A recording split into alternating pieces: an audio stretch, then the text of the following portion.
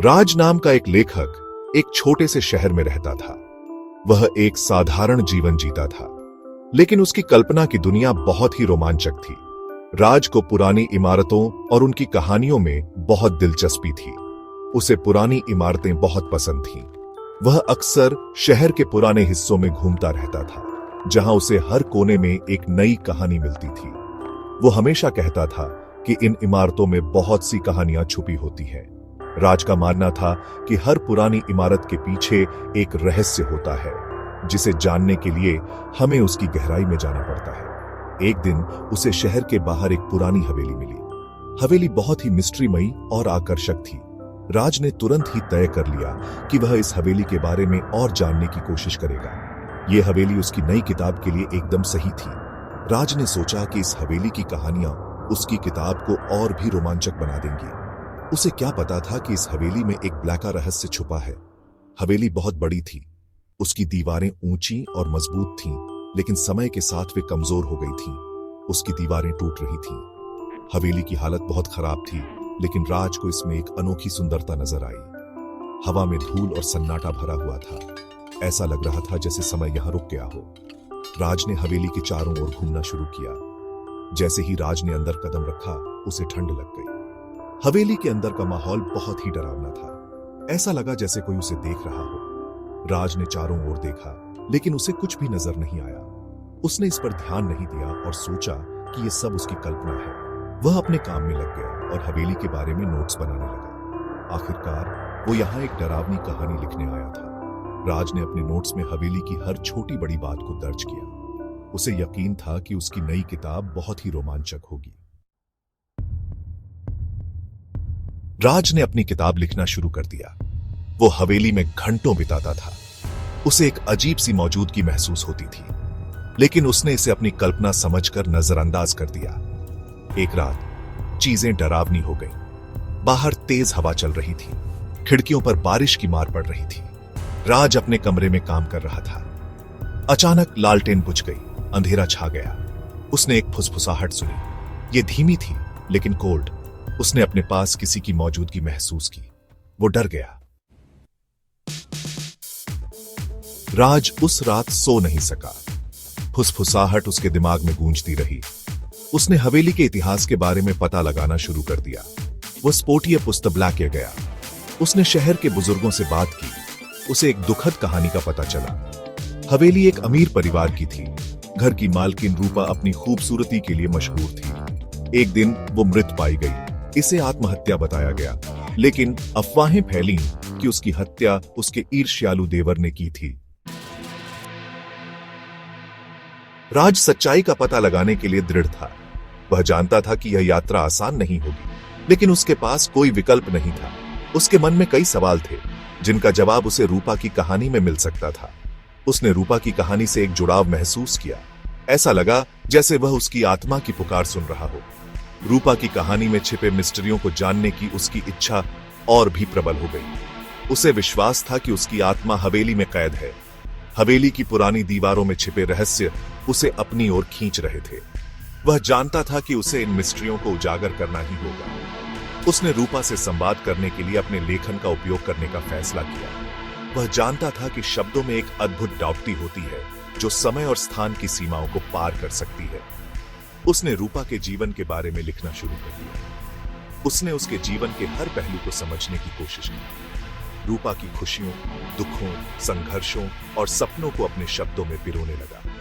उसने उसकी खुशियों और दुखों के बारे में लिखा। उसने महसूस किया कि रूपा की कहानी केवल एक व्यक्ति की नहीं, बल्कि कई लोगों की कहानी है। यह कहानी उन सभी की है जिन्होंने अपने सपनों के लिए संघर्ष किया। जैसे ही उसने लिखा, उसने अपने पास एक मौजूदगी महसूस की। यह मौजूदगी उसे प्रेरित कर रही थी। वह जानता था कि रूपा की आत्मा उसके साथ है, उसे मार्गदर्शन दे रही है। यह डरावनी नहीं, बल्कि सुकून देने वाली है। उसे ऐसा लगा जैसे वह सही दिशा में जा रहा है। रूपा की आत्मा उसे सही रास्ता दिखा रही है। ऐसा लगा जैसे रूपा उससे बात कर रही हो। उसके शब्दों में एक अद्भुत डॉट थी जो राज को प्रेरित कर रही थी। वह जानता था कि उसे इस कहानी को दुनिया के सामने लाना ही होगा। उसे उसकी कहानी को दुनिया के सामने लाने की जिम्मेदारी का एहसास हुआ। यह केवल रूपा की कहानी नहीं थी, बल्कि उन सभी की कहानी थी जिन्होंने अपने सपनों के लिए संघर्ष किया। राज ने ठान लिया कि वह इस कहानी को सबके सामने लाएगा ताकि रूपा की आत्मा को शांति मिल सके। भाग 5, एक गुमनाम डायरी। एक दिन राज को हवेली में एक छुपा हुआ कमरा मिला। यह पुराने फर्नीचर और ट्रंकों से भरा था। उसे एक संदूक में धूल भरी एक डायरी मिली। यह रूपा की थी। उसने इसे पढ़ना शुरू कर दिया। रूपा के शब्दों ने उसके जीवन की एक तस्वीर पेश की। उसने अपने नियंत्रित परिवार के बारे में लिखा। उसने एक ऐसे युवक के लिए अपने प्यार के बारे में लिखा था जिसे उसका परिवार पसंद नहीं करता था। उसने अपनी निराशा के बारे में लिखा था। भाग 6, सच्चाई का रिवील्ड। डायरी ने एक चौंकाने वाली सच्चाई का खुलासा किया। रूपा ने आत्महत्या नहीं की थी, उसकी हत्या की गई थी। उसके देवर ने उसे जहर दे दिया था। उसे उसकी विरासत चाहिए थी। उसने रूपा के साथ सच्चाई को भी दफना दिया। राज डर गया। उसे अन्याय के प्रति गुस्सा आ गया। उसने सच्चाई का पर्दाफाश करने का फैसला किया। वो चाहता था कि रूपा की आत्मा को आखिरकार शांति मिले। वो जानता था कि उसे उसकी कहानी को दुनिया के सामने लाना होगा। भाग 7, भूत का रिवेंज।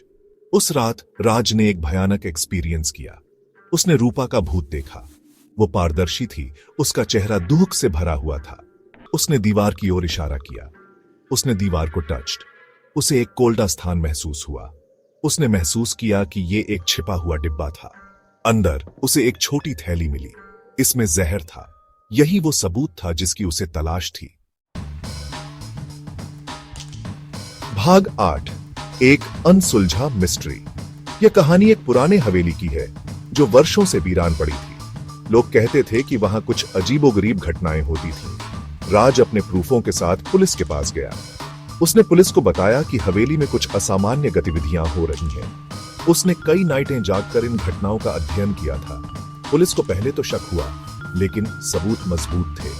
राज ने जो दस्तावेज और पिक्चरें पेश की वे किसी भी संदेह को दूर करने के लिए पर्याप्त थे। पुलिस ने मामले को गंभीरता से लेना शुरू किया। उन्होंने आगे की जांच की। पुलिस ने हवेली के चारों ओर छानबीन शुरू की। उन्होंने हर कोने को खंगाला, हर सुराग को ध्यान से देखा। उन्हें परिवार का कोई जीवित रिश्तेदार नहीं मिला।